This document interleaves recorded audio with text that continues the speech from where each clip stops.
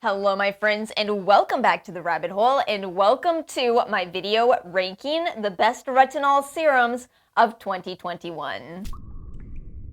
Now hear me out, if you have been here for the rest of the ranking series, which I will make sure to link, be prepared for a very dramatically different video today. How many cleansers did we cover? 50. How many cleansing balms did we cover? 30. Well, a few things for today's video. First of all, we're doing an entire week dedicated to serums, so these are all going to be kind of smaller videos, but also, when it comes to the family of retinoids, I treat it very differently. Some of you may have even noticed I try out moisturizers, eye creams, toners, cleansers, essences, but I keep the same retinoid product going, or retinol serum, for an extended period of time. Let me explain why. We simply have the biggest body of literature around these ingredients. We have roughly 50 years of research looking at the benefits of these ingredients, and specifically what they do is they help with both the signs of aging as well as acne. And in case you're new to this channel, my skin type is both dry and acne prone. As such, I believe retinoids are a very important ingredient for me to use. I would recommend them for the vast majority of people. The only exception is it's advised not to use retinoids if you are currently pregnant. Ooh, and let me make sure I clarify why I'm using the word retinoids when I just promised a video about retinol. So a lot of times you'll see people talking about retinol, but not necessarily the ingredient retinol. If we want to use the correct terminology, this entire family is a family of retinoids. You have retinoic acid, which is the active form that your skin can utilize without any conversions, and all of the other forms, retinaldehyde, retinol, retinol esters, would all be derivatives of retinoic acid. If what I just said was a bit confusing and you want a primer on retinol, I will make sure to link my retinol simplified video in both the cards and the description box below. I spent a lot of time on that video, and thank goodness it is one of few older videos that I don't hate. Yeah, YouTubers always hate our old videos, but I don't hate that one. Since today's video isn't covering a lot of products, I thought I would take some time to share with you how I choose the retinoid products that I'll be using, what makes my selection criteria, because again, I'm very picky here and hopefully this information can help you as well. So the very first thing I look for is that companies are honest in what their retinol ingredient is. If you see retinol in the product name, there darn well better be retinol in the ingredients. Am I really wrong here? And yet it's interesting, bakuchiol has had a strange evolution. If you traveled back in time to 2018, 2019, bakuchiol was having a moment as an alternative to retinol, which is a great option if you are currently pregnant. And at the time, a lot of bakuchiol serums started to pop up, which was exciting to see. It's great to see an alternative for people during pregnancy.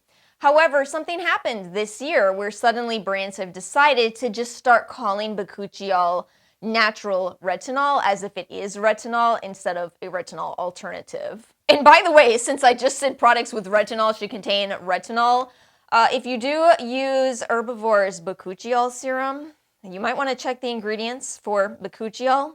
See if you can have better luck in that game of hide and seek than I did. Another ingredient that sometimes gets called a retinol, most notably with a brand whose name is retinol, are retinol esters. The very fascinating thing to me about what's happened with retinol esters is I've actually seen companies cite studies that looked at retinol esters. Again, we have a huge body of literature about all of these ingredients. And yet the study, I can't remember which retinol ester it was looking at, but I'll make sure to link it. The study itself actually found that there was no statistically significant difference between using the retinol ester and the placebo. That's not a good citation for your product. That's criteria number one. You say retinol, I want to see retinol. You say retinaldehyde, I want to see retinaldehyde.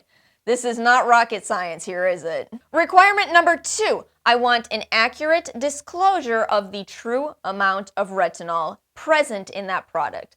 For example, this one right here, which I will talk about first, the number 7 advanced retinol 1.5% complex. This contains 0.3% retinol. They are very clear about this. It is written on the box itself. 0.3% true retinol in that 1.5% retinol complex. If you are confused about how it's possible for it to say both 1.5 and 0.3%, please see my Poochie Complex video. I gotta link a lot of videos today, otherwise this will be an hour-long video. But yes, basically, the levels that we see in the literature on retinol, specifically retinol, range from roughly 0.05% to 1%. So you may notice there are a lot of products on the market that claim to have 5% retinol. Chances are they do not. I don't really like this kind of deception to the customer because the reality is the only time we see these 5% levels of retinol in the published literature is when they're looking at a professional strength clinical appeal, not an everyday application product. Listen, it is true that you can't have wrinkles if you don't have any skin left behind, but I'm not sure that really accomplishes the goal you're looking for. So that's the first two criteria. Let me go ahead and give you a quick little mini review of this number 7, Advanced Retinol 1.5% Complex, because I keep picking it up. So this was such a wonderful retinol product for me for roughly a year of usage.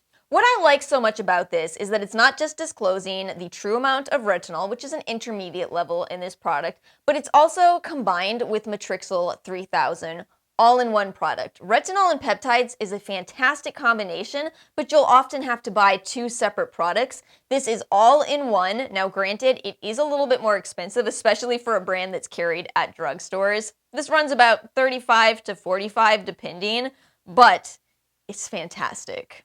It's kind of a creamy serum. You might see a little bit of a creamy white color. Very cosmetically elegant, does not feel harsh on my skin at all. Again, with it being a 0.3% level, it may be a little strong for some amount of people, but overall, that's the level I started with.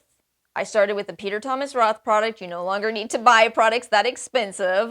But if you are worried, I would say the Good Molecules Gentle Retinol Cream. It is a cream. That one is at 0.1%, where we still see some great results in the literature.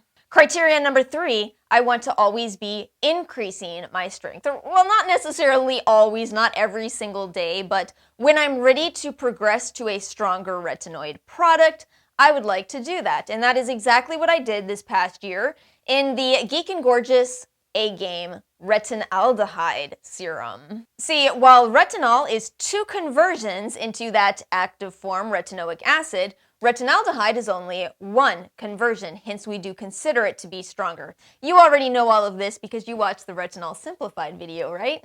Oh, I felt so fortunate. Geek and Gorgeous was a brand I'd already had my eye on, and they found me. They reached out to me and said, hey, do you want to try some of our products? And I was like, yeah, I absolutely do. I'm dying to try your A-Game products. So they actually sent me both strengths. They have both a 0.05% retinol, the A-Game 5, and the 0.1% retinol, A-Game 10. It's been a bit of an interesting journey to where I am right now. I loved the 0.05% retinaldehyde. I finished the bottle completely, absolutely adored it. But I am actually struggling a little bit with incorporating the 0.1% retinol. To be fair, I can't say that without thinking of Letterkenny. It's very possible that there's an extraneous variable at play in my experience of moving up the ladder in strength here, and that is, I did move. Talk about a hectic life, even. I will also add, these Geek and Gorgeous products are incredibly affordable, much less expensive than